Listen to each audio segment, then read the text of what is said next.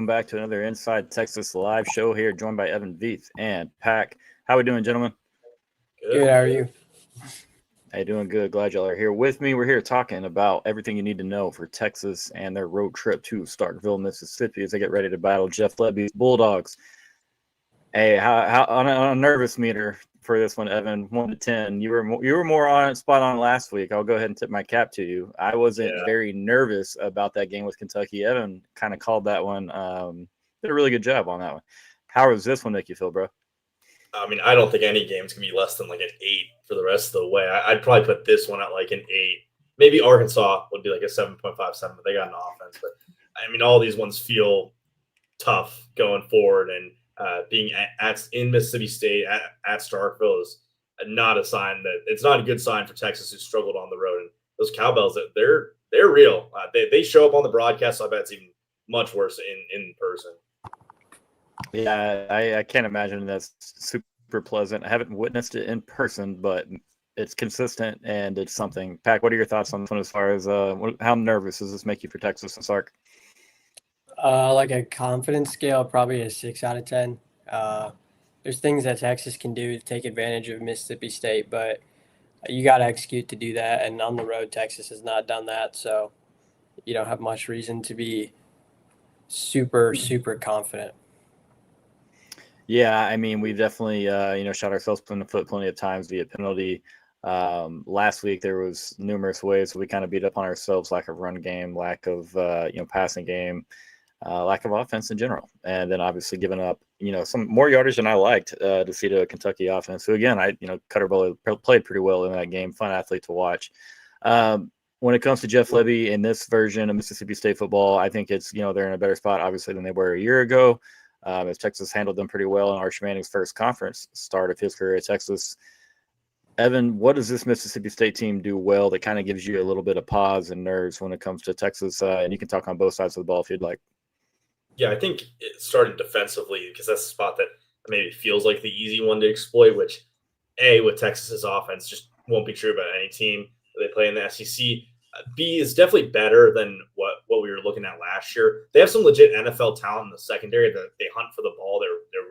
They're quick and instinctive to actually get in the passing lanes on those short patterns, and they have at least enough athleticism, not quite on the level of Texas they're recruiting, but enough athleticism there. And then they have a lot of guys on the defensive line. I mean, talk about Trey Bledsoe, who was a former Texas player who's getting real snap time. I think 4th in their defensive line snap rotation. So they've got a lot of dudes there, which is kind of the idea that Texas also goes by on defense, where if you're consistently shuffling on the defensive line, you're not going to have as much problems with depth and with tiredness and getting bullied throughout the game. And then offensively, taking the top off the defense is the name of the game with that feeder and shoot, that really egregious way that Lebby does it. Super far splits, force you to put a defensive back or a linebacker as far away from the ball as possible. And Brennan Thompson, former Longhorn for like a year, he's on like 3 yards per route run on the season. It's had some really big plays in their games. I think Arizona State, he had like a 70-yarder or something like 55 for a touchdown that basically won them the game. So defense that's going to be going after the ball, and an offense that wants to break it out over top of you. Yeah, pretty well said, man. That's what I look at this team, and what I like most is it is that veer and shoot. It is the tempo that they tie in with the veer and shoot. They don't have as much of the quarterback run game as they did last year with Michael Van Buren. So maybe that's a plus overall for Texas, because they did an okay job at running for over 4 yards a clip last year in that matchup. Just couldn't find points out of some of those drives. The old Barles offense, man, it's never easy to defend. You know what I mean? And obviously there's connection with Lebby there. They do a really good job with it. That's the big thing for me is the tempo. Can we handle the tempo well? I still think about Lebby in that 2023 game with Dylan Gabriel and how big tempo was in that matchup. Same question for you, Pac. When you look at Mississippi State, man, what do you like that they're doing, and what do you think they can kind of hit Texas with? Yeah, so I'll start defensively. They're like every other SEC team. They're going to run their 3-down fronts. They're going to start from mint, or they're going to start with a nose and then 2 4-eyes. Occasionally, you'll see them bump the 4-eye out into a 5, and you'll play what's known as a heavy technique, where you're lining up outside shade, but you're going to play the B gap. So you're basically 2-gapping it. You'll see them do that a lot. And when they start from those types of fronts, they're going to plug a backer. So forces your O-line, especially when you're running something like inside zone, outside zone, You have to do a good job of understanding your assignments. You have to have a good level of visual keys. You need to know what you're looking at, because a lot of the times what ends up happening when you plug backers, especially against outside zone, is it creates it cuts the ball off naturally, right? Because you end up creating displacement in a gap. The ball has to jump and cut backwards, and that's where you've got more bodies. Guys can rally to the football. So they do a good job in the run game. You saw Florida try to run a lot of outside zone against them, and it had varying degrees of success. I thought, especially when they were in their mint or their 3-down package, they did a pretty good job of handling it. So I think they've got a good front, like Evan said. A lot of depth there. They can rotate bodies. They'll throw a lot of things at your problems. And then in the secondary, they're pretty much like every other defense that Texas has faced. They're going to play a lot of cover 3. They'll throw in some cover 1. And then once you get into 3rd down, they're going to start mugging their backers, and they're going to do a lot of different things with their simulated pressures. And then for them offensively, it's the air raid, it's the veer and shoot. It's the name of the game with tempo. Just get a lot of possessions, a lot of plays, try to wear you down, and eventually, if you give them 70 plus plays a game, they're gonna get some points up. So that's what they do well. That's what Texas is gonna have to be aware of, and especially when they're on offense, figuring out ways to communicate and handle all the different things that Mississippi State's gonna do in terms of their front. Oh, well said, man. And that's, you'd be really surprised if Mississippi State doesn't put a very heavy emphasis on, tempo, maybe more so than they normally do, considering Texas's defense just played 86 games coming off an overtime performance in Lexington on the road. Lots of travel over the last month. If I was Jeff Lebby, I know there will be tempo, but that's what I'd be doing. Real quick, guys, what you can do is hop on over to InsideTexas.com. For $1 right now, get you a subscription. Number one place for in-depth analysis, recruiting scoop. The boards are in mid-season form all of the time, so come out there, have some fun. All of the analysis as you see here on YouTube, you can find a lot of that over there. Same guys on the board. So come check us out, have some fun. No better time than a Saturday game day form on Inside Texas. Let me tell you, man, to get the full range of emotion. So come over there, have some fun with us. But no, I definitely, this is a spot where Texas is going to have to tackle in the open field well. Last year, Texas kind of took away the screen game, took away the deep balls from Mississippi State, and just dared them to kind of, how teams kind of defend us. Hey, show us that you can run the ball and do that for the length of the field, and then convert. Maybe you do find some yardage, you do find some first downs. Let's see if you can convert that into 6 points. That was a big struggle for Mississippi State last year. I'd be surprised if we don't see somewhat of the same blueprint this year on defense from Texas. Pac, what do you think we see out of PK? You're pretty good at, predicting what we're going to do to the opposition here. Yeah, so I think early in the game, it's going to be kind of what Texas does, right? A lot of cover 3. You'll see some match in there. You'll see a lot of area, a lot of zone, a lot of country cover 3, whatever you want to call it. They'll start from 2 high. A lot of it will be weak rotation cover 3, especially versus 3-by-1, because you're going to see early in the game, Mississippi State's going to open up in 12. I would bet that's the first thing that they do offensively. That's what they did against Florida. It's what they did against Tennessee. And then from there, they're going to get into a lot of 2 open, a lot of 3 open stuff to try to 4 open, to try to spread you out and try to figure out matchups that they want to hit you with. When you see them in 3 open, I think you're going to see a lot of weak rotation cover 3 from Texas. They can roll down Derek Williams, or they can roll down Jelani McDonald, or whoever it is. So that way they can get someone to play that deep over or that Y cross from the number 3 receiver side. You're going to see that a lot from PK. When it's in 2-by-2, I think you're going to see your standard cover 3. If they're going to play super spread, you'll just walk a safety down. You'll show single high. You'll play single high. And then they may throw in some quarters. They may throw in some Tampa 2. But it's going to be a lot of the same stuff that Texas does. And then once you get into cover 3, you might see, once you get into 3rd down, you might see a little bit more of Anthony Hill mugging, or Anthony Hill lined up in the C gap getting ready to pressure, or Colin Simmons walked over a guard. You'll see a little bit more of those exotics. And this is one of those teams where you can be fairly exotic, right? If you look back to a week ago when Florida got into 3rd down against Mississippi State, they were fairly exotic in terms of what they were doing. Everyone knows about the fire zone that they ran to end the game, where they dropped a nose tackle and then they dropped a defensive tackle. But if you go back and watch the tape and you look at the 3rd downs, there's a lot of different stuff they're doing. They're sending their nickel and they're playing Tampa 2 behind it. They call that Newton or Panthers. They'll do some stuff where they're gonna mug both their backers. They'll run a cross dog and they'll play quarters behind it. That's one of their quarter simulated pressures that comes from the NFL running back package for them. So there's a lot of different things that they do. There's a lot of different things that Florida did to Mississippi State and had success, which tells you that Texas can do similar things. And Texas has the personnel to do that. So I think getting them into third and medium, third and long, and being able to take advantage of their offensive line is really, really important for PK. And I think that's something that you're going to see. Oh, well said, brother. And, I think Texas, they've done a good job of showing a little bit of everything you just talked about. And again, I feel Texas had a pretty solid plan for this matchup last year. Evan, give me a couple names on the defensive side of the ball for Texas, maybe that you have your eye on more than the rest, that you're like, if we get a good performance out of them, that creates a pretty big, or a wider path to victory, if you will. Well, I think the only silver lining of the Michael Taft injury is maybe the responsibilities aren't as suited for him this game as they would be for a Williams or Phil Same, which that kind of conglomerate is a player to watch for me just because Williams, the first time he's really getting that starting action since the injury a year and a half ago. Then Xavier Phil Same is a second-year player on the team who also hasn't ever, I think he's only played one game over 20 snaps, which is Oklahoma, or I want to say. So that's a key spot, not having them get beat over top. They have the speed not to. And then like the interior guys, like your Canoes, a January.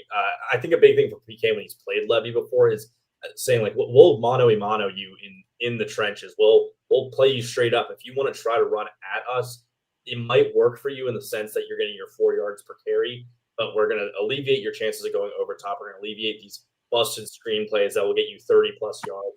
And hey, if we stop your runs early just because of our talent on the D line, you're going to have a tough day on offense. So if it's one of those interior guys, maybe it's a True Nose, and Travis Shaw had a great game last week. Maybe it's Brevard this week, but those interior guys, and then very over top of the Williams and Phil Same minutes. Yeah, well said, man. I mean, you really, this offense puts a lot of stress on a secondary. It puts the stress on the defensive line because of the tempo they use. Puts stress on coaches and correct substituting at the correct times. And so I mean, you have to. While it is a very fairly simple system to teach, and then even to match up against, it does cause natural conflicts just because of the width of the formation, because of the tempo, because it is a read system for the wide receivers. Pack, for you offensively, is this a Mississippi State team from a skill step, or skill position group? Do they strike fear into you? I do think down the line, if Levy continues, I think he's gotten some unnecessary heat from some people around Starkville this year, but assuming Levy lasts for a little while, I mean, I think he'll load up that skill group with the type of talent that he needs to be pretty successful. Whether he does it in the trenches or not, that's always a big thing in the SEC, of course. But this particular set of Bulldogs, do they strike any fear to your heart? Yeah, I think it starts with Brennan Thompson and then Anthony Evans. Both have really good top end speed. Both guys can get behind you, and especially when you're going to play more single high the way Texas is, where it's going to be a little bit of Malik Muhammad and Jalen Gilbo or Kobe Black or Cade Phillips, whoever it is. They're going to be on islands a little bit more. That's just naturally going to happen when you are playing cover 3. So when you see those go routes, when you see those posts, those are routes where you do need to be, where you can get hit pretty badly by them. Mississippi State did it to Tennessee. They did it to Florida. They've done it to pretty much everyone they've played, where they've hit explosives just with go routes with Brennan Thompson or with Anthony Evans. So I think those two strike fear, especially when they are going to get more vertical when you are in cover 3. Outside of that, if the running back, I think his name is Bluff, isn't healthy, I don't think the run game strikes much fear in you. It's not a run game that's super creative, just because it's really hard to be creative when you're going as fast as they are, when you're playing with tempo, and when you're trying to play as spread as they are. There's only so many different things you can do. And for them, that's a lot of jet motion, a lot of rocket motion, where they're going to try to send someone on a rocket and they'll show split zone to a side and then run the jet motion across from that in order to create some chaos for your linebackers. But that's not something that they're going to do consistently. In general, it's kind of you see what you get from them. So I don't know that the run game is going to be something that you fear a lot. In terms of the pass game, it is really just you got to limit the explosives. And if you do that, you feel pretty good in terms of being able to get stops and being able to, if you play bend, don't break defense more often than not, you're not going to break against them. Yeah, I mean, that's really well said, man. It's a different attack than what we saw from a Kentucky team, a team a little bit better suited to sustain drives. They don't really rely on the explosives quite as much as a team like Libby and Mississippi State. If you can get them down inside the red zone without conceding a big play for a touchdown, that field condenses. All of a sudden, all the speed of Brennan Thompson and Anthony Evans, it becomes a lot more, manageable. I will say this: shout out to Converse Judson Rocket, Converse Judson Rocket, Anthony Evans. You got Brennan Thompson. Hey, shout out Chris Bennett being in the house as always. There's a lot of motivation for several of these Bulldogs. Something that people have talked about a little bit, not too much, and we'll talk about that. But first, let's go ahead and hear a word from our sponsor, David McClellan. Big financial decisions don't have to feel overwhelming. There's someone who can guide you every step of the way. David McClellan is a fiduciary financial advisor with Forum Financial, and he's working closely with his clients as a true financial life coach, guiding every aspect of your financial journey with expertise and care. If his name sounds familiar, that's because David was a swimmer at Texas and a member of several national championship teams. Today, he channels that same championship mindset into helping people win with their finances. David specializes in financial planning, and he's contributed numerous articles to Kiplinger on the topic of retirement tax bombs. And right now, David is offering viewers a free intro consultation to assess your financial situation. Do not miss this chance to get personalized guidance from a trusted expert. To schedule your free consult, email David at dmcclellan@forumfinancial.com, or you can call him directly at 312-933-8823. The contact info is in the description. All right, guys. So, yes, we're talking about Anthony Edwards just south of Austin, Texas, as he grew up and watched, watched Texas. Evans, good Lord, struggling over. Sorry, I was trying to read the comments simultaneously. Anthony Evans, I don't know if he can hoop the way that Anthony Edwards can. Maybe he can. He's a hell of an athlete, so I'm not going to take that away from him because I haven't seen it. But yeah, you've got Brennan Thompson, obviously, on the opposite side of him, former Longhorn. Anthony played against Texas last year twice at Georgia. You go to the other side of the ball, you have Jure Bledsoe, as Evan mentioned. You also have Darian Gullett, if I'm not. Darian still, yeah. Darian graduated from my hometown, so it wasn't always in school there, but that's where he finished. So always rooted for Darian. So it'll be cool to see those line up against Texas in the burnt orange. The Cowbells, man, not ready for that part of it, but tough environment. I do think that Jeff Levy has a little bit. It's not like these guys lay down in any of the games that they play. They haven't had success, but they do fight. And this is a moment, Texas's first trip to Starkville. Very easy to get up for this with all of the familiarity between the rosters. Levy and Sark have coached against one another, obviously. Levy and PK, a good matchup there.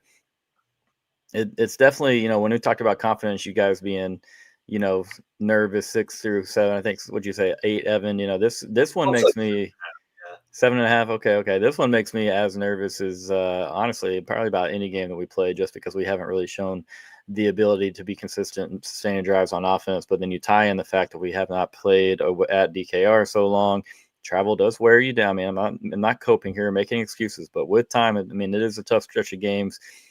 Even if the opponents, on paper aren't, the best that we have on the schedule, still doesn't make it super easy. So a little bit nervous about this, but if Texas can put a plan together on the offensive side of the ball and find a way into the 20s, low 20s, in my opinion, that's going to be enough here. Pack, tell us how that plan happens. What would you do if you're, Steve Sarkisian, Kyle Flood, in preparation for this game, and how would you attack Mississippi State? Yeah, so I would take a look at what Florida did early with Lagway. I thought that he looked super comfortable early in that game. It started off with you got to be a little bit more creative in the run game, whether that's through jet sweeps, rocket tosses, whatever you want it to be. You got to get the ball in the perimeter a little bit more, especially when they're going to play out of mint, right? If they're going to play 3 down, their C gaps are going to be open. You got to figure out a way to hit. You got to be able to figure out ways to run counter and be able to go C gap and beyond when they're going to play 3 down, just because there's a natural bubble there. You got to be able to take advantage of the space that they give you. If you can do that, you can force their hand a little bit, get into more of the vertical concepts, because they are going to have to play a bit. They're going to have to play off coverage a lot more, just because they're going to have to put more people in the box, and you're not going to play press man when you've got 8 people in the box, just because you make yourself way more vulnerable to giving up explosives. So that's one. You got to be able to figure out the run game, run counter against them when they're in mint. And then if from there, I think you got to start with quick game. They're going to play a lot of just true zone. They're not going to play a lot of match cover 3 where it's man unless deep rule or man on deep rules for the corners. And then they're not going to ask the stars that they're overhangs to carry verticals or play the outs of 2. So you're going to be able to take advantage of more quick game concepts, whether that's things like smash where you're running an out with 2, where you're running the corner with the 2 and then running a hitch or an out with the 1, things like that are 3-step drop, ball out. You can take advantage of those types of things. You're going to see the middle of the field in terms of between the 2 hook curl defenders. That's going to be open. So mesh spot works, mesh Z spot, mesh post, anything you want where you're attacking those 2 hook defenders. A lot of quick game early. I think that'll help, especially because they do sprinkle in some 3 high. So you're going to need to cause those safeties to come down and play a little bit more aggressive. So that way you can use the things that Arch Manning does well, which is throwing a deep ball, which eventually you will have DJ Lagway threw a pick on a tight end seam route that was open for about 2 seconds that he was extraordinarily late on. Those are routes that you can take advantage of and that you can hit 4 explosives, 2 Jack Endrys, 2 Jordan Washington, 2 Nick Townsend, whoever it is, Amari Winston. So that would kind of be my plan is you got to establish the run game through counter pretty early in the game, get some quick game going, and then from there you can slowly build off of that, whether that's through deep shots like go routes or seam routes or whatever it is. Yeah, well said, man. You got to wonder what would happen for this Texas offense if they showed the consistency in the quick game. You know what I mean? That's just not something teams are willing to concede that to us week in and week out. We haven't been very successful there. Sometimes we don't even, we really don't put much of an effort in hitting the quick game. Evan, what are your thoughts? How are you attacking this Mississippi State team this weekend if you're Texas? Can I just say, by the way, Pack, you're not setting me up for success here because you're coming out here talking about these schematic things that I know, but I can't even do half as well as what you're doing, spitting it out. So I'll just say the outside zone in a basic way is clearly the way that Texas needs to run the ball. Just in general, and the over 50% of their calls. I see what you're saying about the counter run game, but I've only seen Texas run the ball successfully once in a game, and it was pure outside zone against a good defense in Oklahoma. But that's all Wisner can do. And if you've got Baxter not 100%, which clearly Sarkaway is talking about it, he would like to have less than 10 carries for Baxter. But it probably means Wisner getting the most of the other ones, maybe some Clark sprinkled in there. But I do like what you said about just getting the quick game going, because I don't think they can manufacture deep balls until basically they tell the defense you have to cover not the deep ball. You saw that against Kentucky. They tried a few of those, 2nd and 10 play actions and those 1st and 10 pure drops that sometimes you're seeing the left guard and the center get completely beat and pressure within 2 seconds. So you'd love if Arch could hit a mesh a few times to start the game and you drive down the field. And can we just get a field goal on the first drive? They start at the 25 and they get 50 yards and then they hit a field goal and no turnover worthy throws, no true negatives on penalties. Could we get that to start? And I'll tell you that 7.5 goes instantly to a 5 if Texas gets even that level of lead off of a first possession, because we haven't seen that. And at the end of the day, I know it's not hard. It's not easy to go to any SEC school, but Texas is getting the 2 worst these past 2 weeks. Probably the 2 worst. I don't know if you're putting South Carolina below Mississippi State, but this is a beatable team. It's not on a pure talent composite the level of Texas. So getting that early lead and doing it with effective running and not having these pure negatives where Arch is throwing it into someone else's chest on the other team or a false start or a clear hold, then I feel good about this Texas team. But it's hard to see it outside of those kind of successes. Well said by both of you guys. And yeah, Evan, there's a reason I asked you the first couple of questions first. It's because Pack is going to know it on just about every angle there. Obviously, y'all are both doing a great job, though. So, for me personally, I think you said that, Will. You're begging for a field goal on the first drive, dude. I would take one in the first quarter. It would be the first 3 points we scored against a Power 4 opponent all season. So, I'm begging for any type of positive start here early in this game. I think that's going to be a huge path to victory. I sat here on the show last week and said I thought we'd see a lot of Arch in the short and intermediate game just to kind of get him going last year. He saw a few Quinn games after some rough games where he just kind of dotted people up in the short and intermediate game. And I know that's more of a strength to Quinn Ewers than it has been to Arch Manning, but I thought we'd really put emphasis on it. That we did not. We were taking some big shots early on. We're running some trickeration, just really never a lot of rhythm, a lot of continuity to that offensive start. Got to find that. Got to find a way to put up an early score in this game. You have to find a way, as you both said, to run the football. Pack, was it fool's gold for Texas to have a little bit of success with counter against Ohio State early in the season? Did that kind of put us in a, hey, we can do this, but ultimately it might not be something that we can do? Or do you still have confidence that Texas can pull off some counter scheme? Yeah, I think it might be some of it. I think it's always hard to say because I thought in particular CJ Baxter looked really comfortable running counter. I thought that was something that he just naturally kind of had a good feel for in terms of knowing when to hit the gap, having enough patience to let blocks develop and then hitting the hole.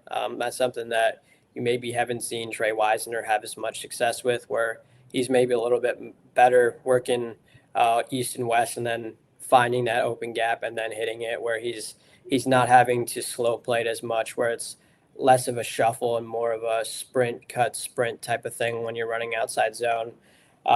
So I think maybe the footwork for Trey Wisner in terms of counter, in terms of what your aiming point is also something that he may not be super comfortable with, right? In terms of outside zone, it's that inside shoulder of the tight end when he's on the ball or when he's attached in the core. And then for counter, it really does depend because it'll change off the front. It can change off of in terms of what path you're taking in terms of your pullers. So it might be something that he's not super comfortable with. So it may be a little bit of fool's gold where if you don't have CJ Baxter, you may not feel super comfortable running counter if you're a Texas fan. But I do think it's something that you just have to keep trying. Even if you're going to bang your head against the wall, you kind of have to do it because your run game, you can have it be majority outside zone, but you need to have some level of, you need to have something to build off of that. You need something else as a secondary and then tertiary piece, just because if your run game is just one thing or two things, you're pretty easy to defend against, and teams can devote a lot more attention towards the pass game, and you can't really have that with a quarterback who's really struggling to see it right now. I mean, I agree with both of you. I think that you got to do what you've done best, which is outside zone against Oklahoma there in the Red River win. But at the same time, you do have to be multiple and have some type of other element to your ground attack. You look at Texas last year, had a lot of success with Oklahoma, with A&M, with Clemson mostly focused on an outside zone approach. Of course, still mixed in with their inside zone, a little bit of counter, but when it got to playoff time and with Arizona State, pretty easily schemed us up. Ohio State matched us with athletes, if not better, out there. And so, non-existent essentially. So is saying outside zone got to be ditched? Absolutely not. But yeah, you do have to continue to work on things. If you solely commit to just outside zone, you're limiting the upside of the offense just a little bit. And so it is frustrating because at times, like, Pac said, it feels like we are banging our head in a wall, watching Texas try to pull off other concepts. And you're watching Sark in the game plan last week, and you're wondering, like, where's the outside zone? We just did so well with it last week. Where's more of it? And so, I mean, I definitely get both sides of it, as long as we win the dang game. Give me the outside zone, mix it in a couple of other times. But, man, the big thing is in the ground game, I think we have a lot less tackles for loss, man. You got to find ways to be more productive. Too many, negative yard, 0, 1 yard runs on first down. Find a way, man. Find whatever works to pick up 3 or 4. I'm not even begging for much. I'm asking for 3 or 4 out of the University of Texas on the ground. Just give me that, and then everything, hopefully falls into place from there. But I don't want to see another 3rd and 3. Reverse, double reverse, flea flicker, or however you would coin that up. If I see that.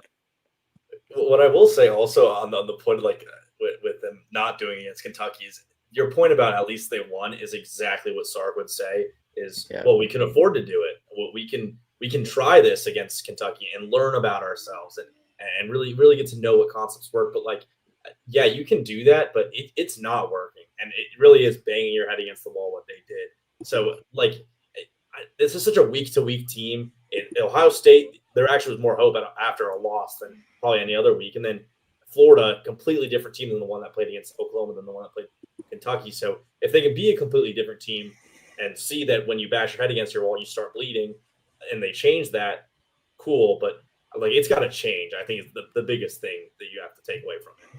No, I mean, well said, because at some point your ground game is what your ground game is, just like you are who you are as a football team. And if you're a team that can't block and successfully pick up, anything on the ground outside of an outside zone concept and an occasional counter concept, like you should, at some point, you got to stop expecting, different results in that regard. Yes, you'll continue to work it. Hopefully it does get a little bit better. Just win the game, man, but find a way to move the football on the ground, because that's going to be a lot easier. It's going to take some pressure off Arch Manning, and we'll get into Arch Manning a little bit more. We'll also get into the injury report, but first let's hear a word from our sponsor, Laura Baker. If you're looking for a home in the Austin area, there's only one number to call. That's Laura Baker at 512-784-0505. Laura's a part of the elite Andy Allen team at Keller Williams Realty. She's helped Longhorns find their dream homes all over Central Texas. You can just ask our very own Ian Boyd, who moved from Michigan to Texas with Laura's help. Whether you're searching in Austin, Round Rock, Georgetown, San Marcos, or even parts of the 254 or the 210, Laura has you covered. So call 512-784-0505, or you can email her at laura@andyallenteam.com. She's a Longhorn, a friend of Inside Texas, and the person you need to call to get your next home in Central Texas. Call Laura Baker today. Contact info is in the description. Alrighty, guys, let's go ahead and pop that injury report up there. Can mostly read that. So yeah, nothing has changed from yesterday. You still have CJ Baxter probable, Xavier is probable, Jonathan Cunningham probable. Would love to see him back out there on special teams. Aaron Butler out, Michael Taff out, Cole Hudson out. Pack, what are your takeaways from when you see both sides on this injury report here? Yeah, I think the biggest takeaway is just seeing Fluff Bothwell being questionable. He's clearly their best running back, so that's kind of something that you need to watch for, where if he's not going to play, that feels like a major advantage for Texas. But if he does play, that feels like something that Texas has to watch for, where he is capable. He's got really good contact balance. He does a good job of falling forward, whereas if it's a 2-yard gain, it turns into 3 or 4. So that's a pretty big deal for Mississippi State. It adds a little bit of an element of being able to make 3rd and medium turn into 3rd and short defensively. It means Texas is going to have to do a good job of tackling and doing a good job of driving their feet when they do tackle. So that's like the big thing for me. For Texas, not a whole lot that's noticeable, right? Cole Hudson we knew wasn't going to play, and then CJ Baxter being probable, kind of what Evan said, probably not going to get a ton of carries on Saturday, but it's nice that he is able to dress out and get ready for what is going to be a really big stretch when you're going to play Vandy and then Georgia over the next 3 weeks. Well said, man. And yeah, that is probably, we've known that Michael Taff is going to be out for a few days now. But yeah, that's probably the biggest takeaway from all of this is Fluff Bothwell being questionable. Guys averaging 5.5 yards a carry, has six touchdowns there on the ground for Mississippi State. A really, really good runner after contact, as Pac just mentioned. Any takeaways from what you've seen on here? I know, Evan, you said you don't expect much as far as usage or volume from CJ Baxter. I would say he probably has 5-6 carries at tops. How are you feeling about that? Yeah, I think the way Sark talks about it, he's basically confirming Baxter and Phil Samir are going to play. Probably going to be the same thing with Cunningham. He hasn't talked about Cunningham as much, but they don't want to use Baxter a ton because like you have to be healthy for the Vanderbilt, the Georgia, and eventually the A&M games. And like I do think that they're going to use him. They're going to have spots where they're specifically preparing for him, or like if they really feel like they could use him best for a goal line stand or a 3rd and 2 or whatever. But yeah, I think that like 8 touch range, maybe 15, 20 snaps, just to spell Wisner, because he's just been playing too much. He's getting every carry again, and it's, we can go way back to talk about why that's a problem, but like Wisner's been out there for too long. And yeah, Fluff, which Chris, I have no idea what Fluff's full name is, but Fluff Bothwell is an all SEC name. Yeah, he's the only non like Jag on their running back room.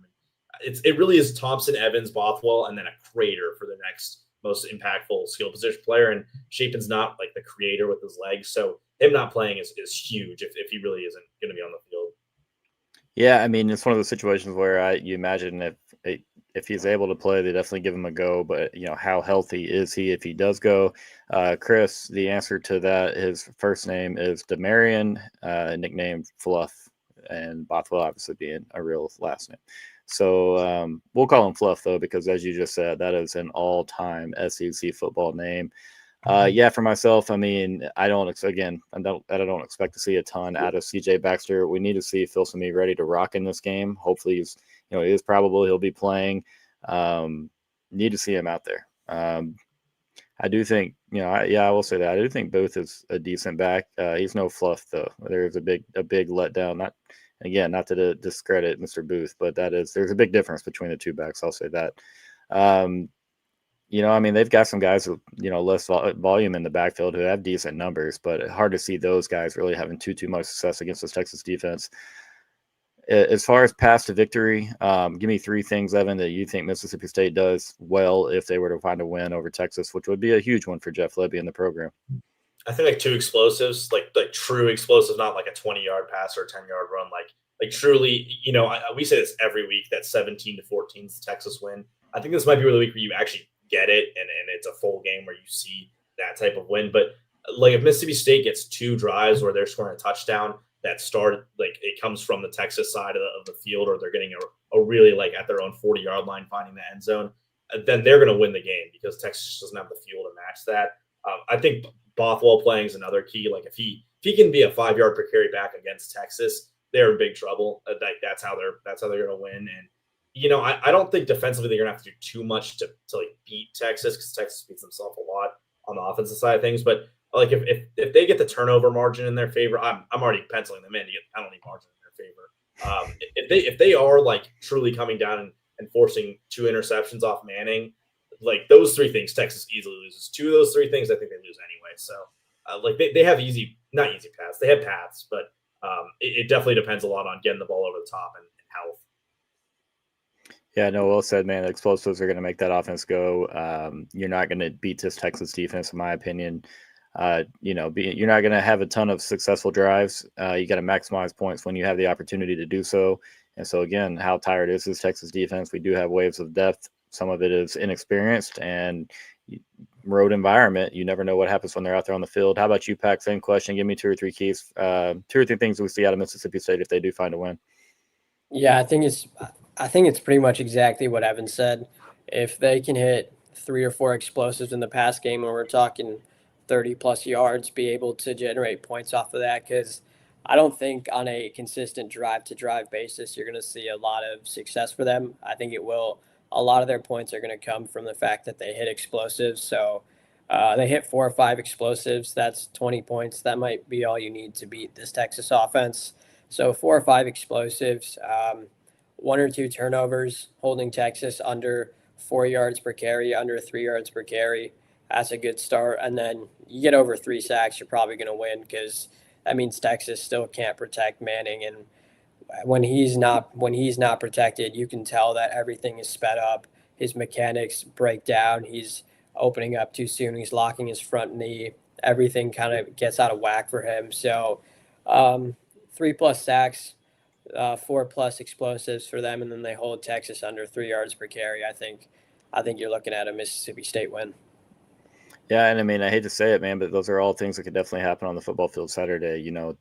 Texas hasn't shown consistency on the ground game, showing that they can pick up 3, 4, 5 yards a pop or in the early downs to set up this offense. I mean, it's easier to set up pass protection when you have a ground game that poses a threat. You know what I mean? So while we need to see Sark and Texas continue to work on things to hit their upside, as Evan said, you can't pound your head against the wall too much here and be stubborn and just, set yourself up for the opposite of success. And again, that's not knocking the game plan or anything too much at Kentucky. It was a little surprising to see a lack of outside zone, a lack of more, effort in the quick game. But then when Arch Manning's struggling the way that he was, not a lot is going to work. And so you say that in defense of Sark and the plan. There were some guys schemed up open like we've had all year. Can we hit them this weekend? Same question, guys. 3 things Texas does well, Evan. If, we escape Starkville, we escape the Cowbells and Jeff Lebby. Yeah, I think being on the positive side of the yards per carry number, if it's over 4, it's probably a win enough. If it's better than Mississippi State's, it's a big win. I like the run game is where I center around this Texas offense succeeding. I do think like the 3rd down conversions are also a big one with Arch, because it's been so different.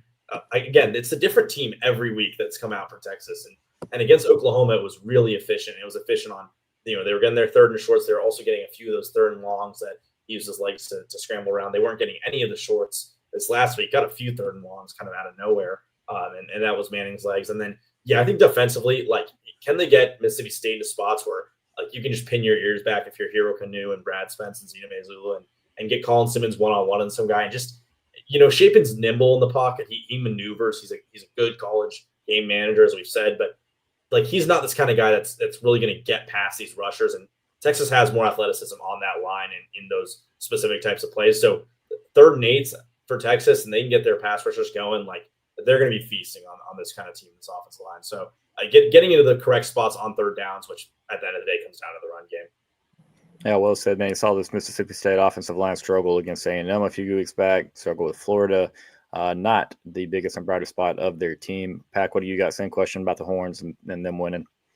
Yeah, winning first down on both sides of the ball, whether that's getting just 4 yards offensively on first down and then holding them to under 4 yards offensively on first down. I think that's the first key. And then you gotta be neutral on the turnover battle. You can't lose that one because you're probably going to lose the penalty battle. So you gotta at least be neutral in the turnover battle, and then you gotta either run the ball for more than 4 yards, or you need to keep the sacks down. If you're gonna run it for 3 yards, but you're keeping Manning protected, I think you feel fine about that. But it can't be we're not going to protect him and we're not going to run the ball. So pick one of them. Either run the ball for 4 yards or more, or protect Manning. Ideally both, but those are the two things that if Texas does well, I think they win. 3 things.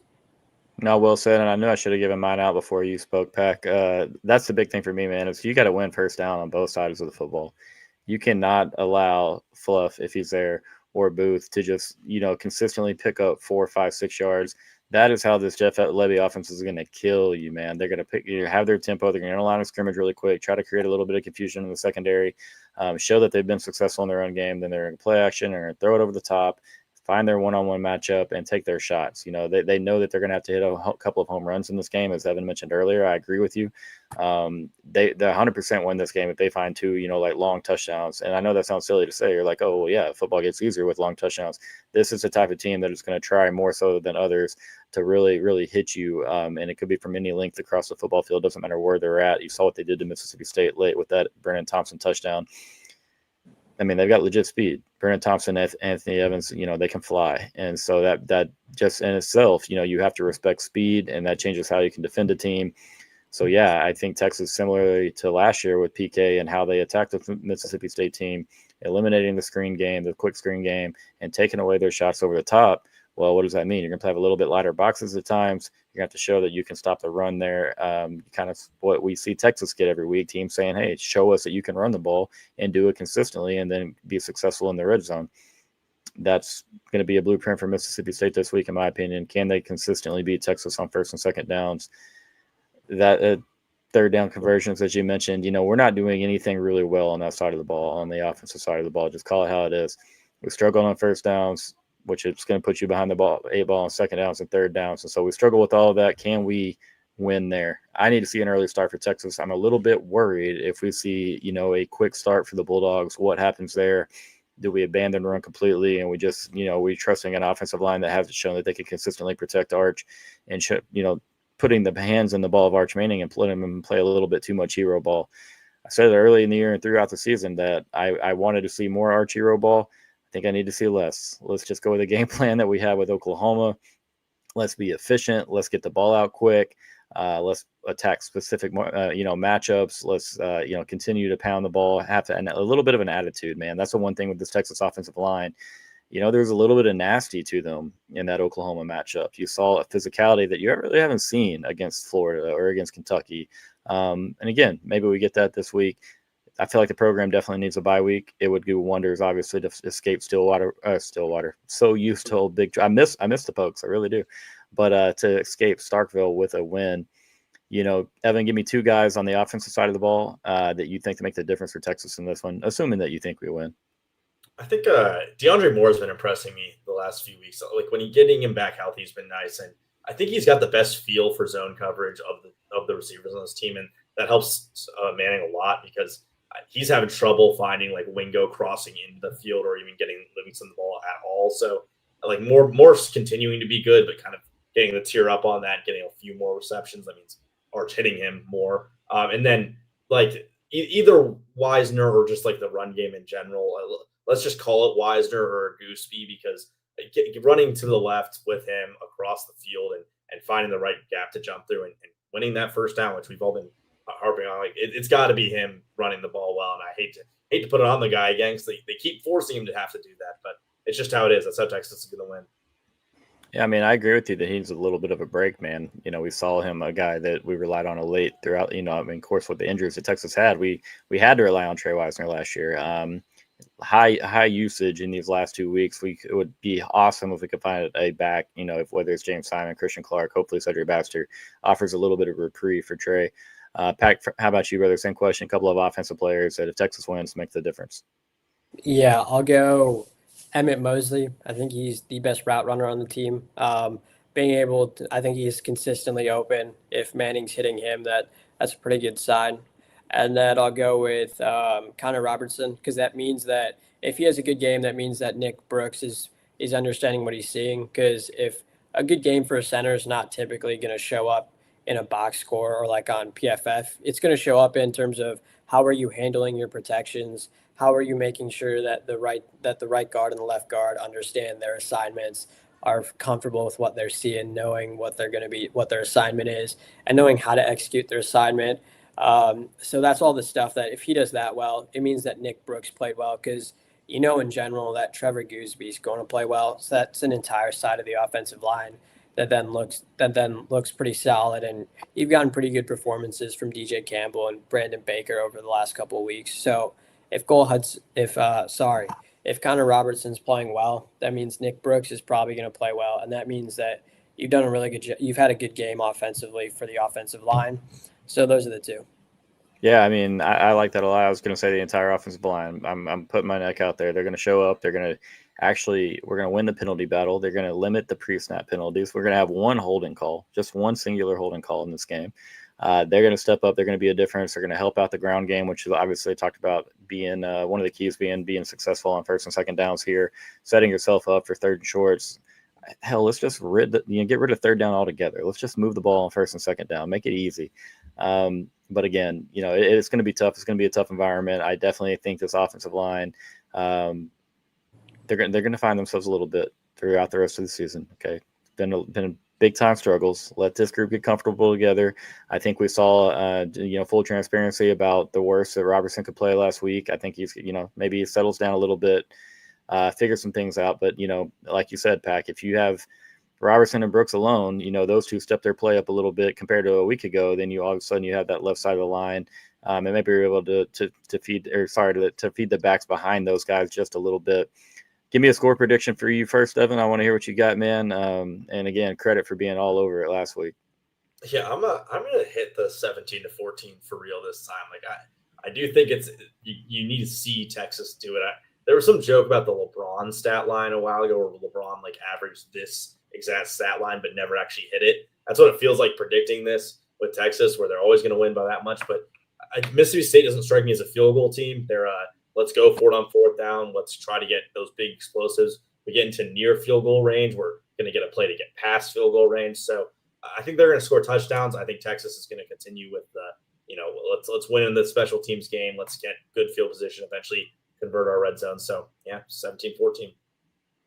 Man, that's going to make for a stressful few hours Saturday afternoon. What do you got, Pac? I'll go 24-14 Texas.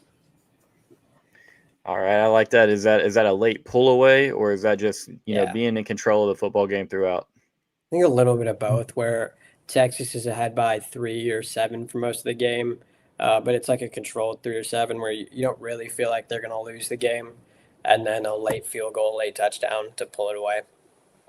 I mean, I would love to just be in control of this game, because it doesn't feel like we've really been in control of anything outside of a couple of weeks there in September.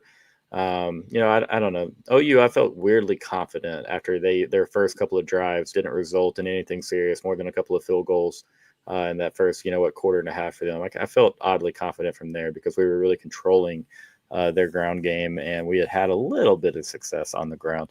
For myself, I posted this morning on old X, 24-16 with 12 safeties. That is not my genuine score belief, but I am going to go with 23-16. I think that we'll see a Mississippi team have some success, or Mississippi State team have a little bit of success early on moving the football. I think they do settle for a couple of field goals early on because Jeff Levy knows it might just be a race to 20. But from there, I think, Texas settles in nicely, plays some good and competent defense. We don't see a lot of success out of Mississippi State late in that game, which, again, kind of the opposite. If you're watching last week, Kentucky wore us down a little bit, again, had our defense on the field. If we can handle the tempo, man, that's one key I left off. That is such a big key in this football game for me is, can Texas manage and handle the tempo without giving up a lot of big plays while doing it? Again, I like Evan's point earlier that Blake Shapen's not quite as, he's not the potent runner that some of these guys you've seen in the Browse tree and under the different Browse, tutelage throughout the years. That's when that offense really, really can be nasty to defend, when they can have that +1 in the ground game. So it's, hey, make Blake Shapen beat you as a passer, make him do it from 3rd and longs in this game. And so I think, comfortably, not quite a 2-score win, but I think Texas kind of controls this game after playing a, even quarter, maybe first 20 minutes or so. Give me that, getting out of Starkville. All right, guys. So one last question for you both. And I'm just curious on your opinions. But Evan, does Sark need to give up the play caller reign? Oh God, I think people are tired of hearing me talk about it because I've already written an article and a half on it. I haven't talked to you directly, so I need to hear your thoughts. I don't think I've talked about it live yet. I don't think it's definitely a vocal minority that's kind of given him the flack. Like, he should have done this in the past. I think he clearly, as the head coach and CEO, should have addressed the portal better. But I wouldn't have wanted him to give up play calling before this year, and clearly not during the year. He has no one to give it up to. Right. They need to change stuff on the offensive staff. It probably means changing a position coach, and it probably means adding someone with that kind of idea. But I posed the question on X, how many guys fit the bill of attainable for Texas? A guy who's willing to kind of work with Sarkisian instead of be the guy, because Sark's not going to give it up fully, and then also have a name that people are happy about. I think there's going to be a lot of name brand that goes into it. If it's Mike McDaniel, people are going to be really happy. If it's a guy who coached behind the scenes at SMU, then maybe people are going to be like, what? Why even do this? So I think they're going to bring in people. I don't think they're going to completely take away the play calling. Yeah, I kind of feel the same about that in that regard. Pac, I want to hear your thoughts first before I get into mine, though.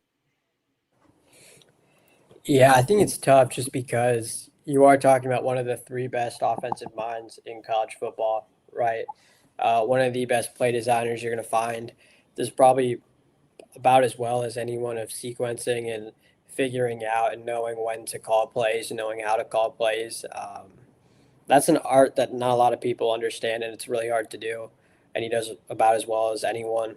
But also, you've gotten 3 national champions in the last 70 years who have called plays. So that's not exactly a great sign. The last one that we saw was Jimbo Fisher for Florida State 11 years ago. And if you go look at that roster, I think it has 22 NFL players that were starting. Every single one of their starters is an NFL player. And that's not something that you are going to bank on year to year. So I do think that you probably want to find someone who at least knows the Sarkisian offense, whether that is Mike McDaniels once he gets fired at Miami, or it's someone in college who runs a pro-style system, something similar. I do think you probably want another voice in the room. You want someone else who can provide some input. And ideally, if it were me, I would want an offensive coordinator, because even if Sarkisian is, and I do believe he's one of the best in the entire game, there's just not a whole lot to show that you can win when your head coach is calling plays. And I mean, we heard a story about Billy Napier, and not to say that they're the same, but Napier was so busy with all the other stuff that he wasn't getting to do any of the game plan stuff. It was just show up on Saturday and call plays. But on Monday through Friday, I had to organize practice. I need to talk to boosters, talk to recruits. I need to be in all the meetings and everything like that. You don't get a ton of time to just watch tape and to figure out what a team's strengths and weaknesses are. And I'm not saying that's happening with Sarkisian because I don't know that it is, but that's always something that you open yourself up to. And again, you can be an offense, you can be a super brilliant mind and still be able to talk on the comms with the quarterback and the OC. Ryan Day did this last year with Chip Kelly and Will Howard.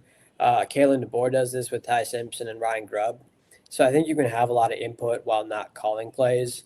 And that's kind of what I would like to see Sarkisian start to do is hand over the OC reins to someone else, and you can still be super involved, just like every other offensive mind is. And this is how a lot of defensive minds are.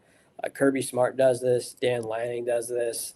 Nick Saban infamously did this. Like you don't need to call plays in order to be super involved in what's going on. Well said. I think, both of you make really, really good points. To Evan's credit, and Pack touched on this as well. Sark is one of the best overall schemers that there is in college football. He is one of the best play designers, and there's a big difference in people that, a lot of people can go out there and draw up a fancy play on a, dry erase board, chalkboard, notebook, whatever. Not everyone has the ability to know when to dial that up in game action, when to make that call, how to set up opposing defenses to take your shots later on, and those are things that Sark is so masterful at doing. But at the same time, you get so zeroed in on your offense and just this team, how it's produced. You have so many different aspects to pay attention to as a head coach. And when the offense, is the biggest tentacle, of this team for yourself, if you will, that is your side of the ball. It's struggled on the ground, the last couple of seasons and even before. So I have question marks about, hey, was it the system and Kyle Flood and this offensive line, or was it a couple of really, really, really damn good backs that made us look a little bit better in that regard than we were? I can't rule that out. I am right now leaning towards, I would want to see a play caller, to be honest, somebody that another voice in the room. But at the same time, I want Sark's voice to be the loudest in that room. I want Sark to continue to have a heavy imprint, heavy hand on this offense, because I do have a mad respect for, his ability, his history as a play caller. And so, again, marry his thoughts together with somebody else's, be creative, keep everything fresh. And again, let's see what happens. I'll trust Sark at the end of the day until I have reason not to. So that being said, guys, I really appreciate y'all joining. Evan, always fun. Pack, always fun. I like that you guys, I don't know if y'all did it intentionally, but a couple of different topics. You had a little varying opinions, which always makes it fun. But Evan has 17-14 locked in, Pack 24-14, if I believe. I have 23-16. You guys like this video? Drop in the comments. Let us know what your score prediction is, what Texas needs to do going into Starkville to get a W. And man, come on, bye week. Just find a way to win. Get to the bye week. Things, everything's still on the table for Texas if you can just do that. Pretty decent matchup with Vanderbilt. You got 3 home games in November. The vibes might turn a little bit, guys, but first, they got work to do on Saturday. Thanks for joining us, everyone. Y'all have a good night.